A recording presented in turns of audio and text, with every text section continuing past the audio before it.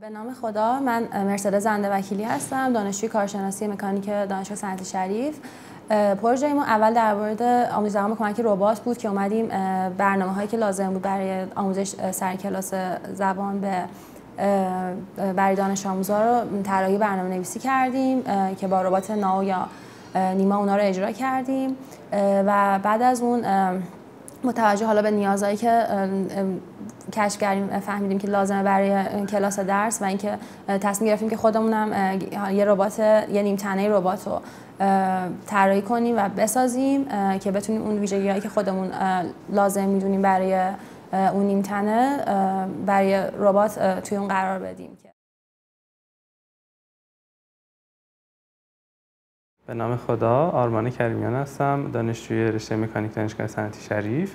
پروژه کارشناسی بنده در واقع در رابطه با آموزش زبان به کمک ربات بوده.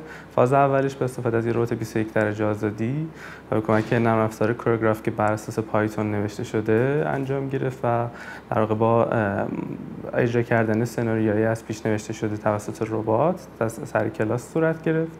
در فاز دومش هم طراحی و ساخت قسمت الکترونیکی و کنترلی نیمتنه ربات انسان نما بود که با انتخاب محرک‌های مناسب و طراحی برد مناسب و المان‌های کنترلی تونستیم که در واقع یه ربات انسان نمای نیمتنه رو که با کامپیوتر قابل کنترل هست طراحی کنیم و بسازیم.